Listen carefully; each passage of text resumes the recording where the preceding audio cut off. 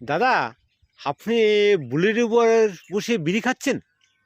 ভাই একটা কথা বলি, হাইকোর্টের উকিল, বড় প্রমোটার, বড় ব্যবসায়ী, তারা দেখবেন কোনদিন বিলাসিতা এমন কিছু করে না যে মানুষের চোখে লাগবে।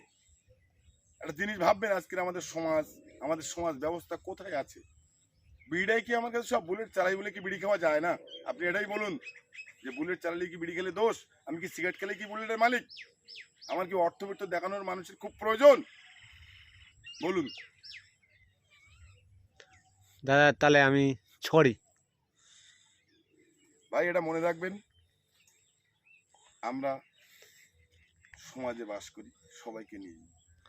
বুলেট চালালে এই নয় যে আমাকে সিগারেট বিড়ি খেতে হবে। মাথায় রাখবেন, সমাজকে এটা বোঝাবেন। না না, এটা বুলেটটা শখ আমার নয়, আমার এক দাদার বাইক, তাই বলে এই নয় বুলেট চালালেই বিড়ি খাওয়া যাবে না। না না, এটা সরি।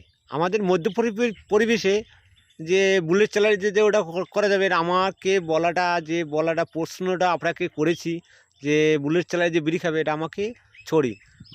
আমিও যাক, ভুল স্বীকার করেছেন, তার জন্য আপনাকে ধন্যবাদ জানাই।